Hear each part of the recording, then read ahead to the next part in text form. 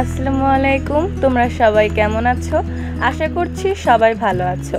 আজকের ভিডিওতে আমরা শিখব কিভাবে একটা ওভাল শেপ ব্যবহার করে খুব সহজেই তোমরা গাছ এঁকে নিতে পারো। তো প্রথমে আমি এঁকে নিলাম একটি ওভাল শেপ, তোমরা দেখতেই পাচ্ছ। তারপরে এভাবে আমি গাছের আকৃতি দিয়ে নিচ্ছি। বিভিন্ন ছবি, বিভিন্ন দৃশ্য আঁকতে গেলে গাছ কিন্তু খুবই গুরুত্বপূর্ণ একটি অংশ।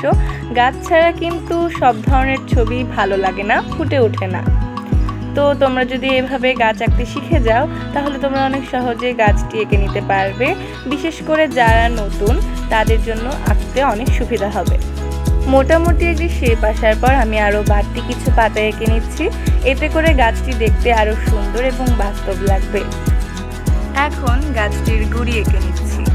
তোমরা যদি ভিডিওটি ভালো করে দেখো তাহলে তোমরা খুব সহজেই গাছটি এঁকে নিতে পারবে।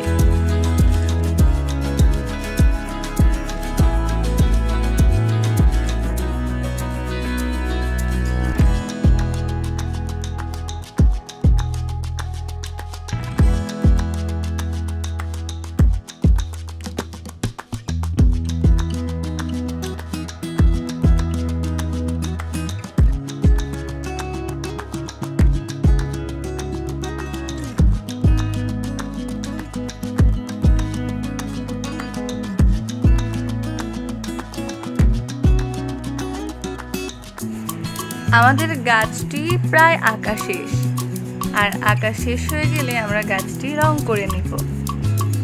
রং করার জন্য প্রথমেই আমি ব্যবহার করছি হলুদ কালার। হলুদ রংটা আমি গাছের এক পাশে ব্যবহার করছি যেন আলো ছায়া বোঝানো যায়। একইভাবে নিচেও আমি হলুদ কালার ব্যবহার করে নিচ্ছি।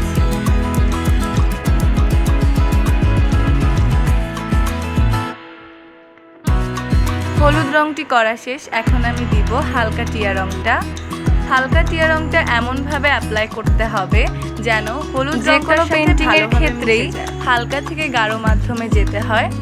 এমনভাবে রং করতে হয় যেন প্রথমের রংটির সাথে দ্বিতীয় রংটি ভালোভাবে মিশে যায়। হালকা টিয়া রঙের পর এবার আমি ব্যবহার করব তার চেয়ে একটু গাঢ় টিয়া রং। আর এই রংটাও আগের রংটার মতোই ব্যবহার করতে হবে যেন আগের রংটার সাথে খুব ভালো করে মিশে যায়।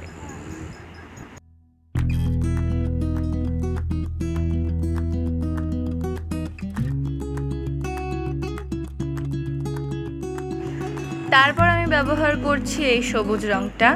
এই রংটাও একইভাবেই ব্যবহার করতে হবে।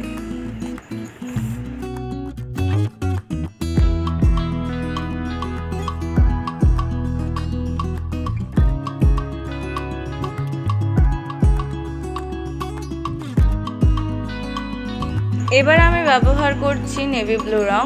এই রংটা ব্যবহার করছি গাছের অন্ধকার অংশ বোঝানোর জন্য। এই রংটাও আগের রঙের মতোই মিশিয়ে মিশিয়ে রং করতে হবে।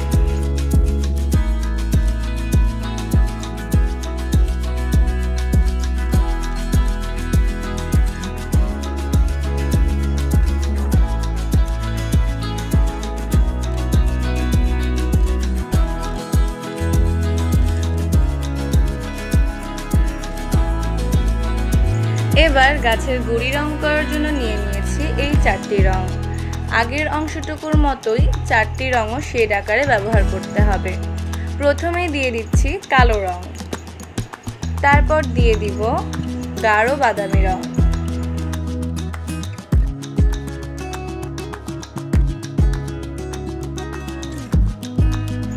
এভাবে পর্যায়ক্রমে প্রতিটি রং ব্যবহার করব যেন আলো ছায়াটা ভালোভাবে বোঝানো যায়। সব ছবিতেই এরকম আলো ছায়া ব্যবহার করলে ছবিটি অনেক বেশি সুন্দর এবং বাস্তব মনে হয়।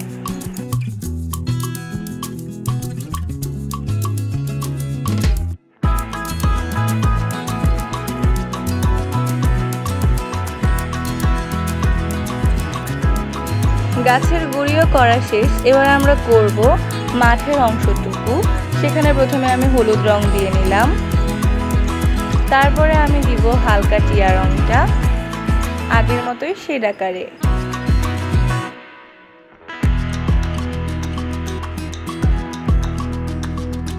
এবার আমি দিব নেভি ব্লু রংটা অন্ধকার অংশ বোঝানোর জন্য। সব ছবির ক্ষেত্রে অন্ধকার অংশ বোঝালে দেখতে ছবিটা আরও বাস্তব হয়।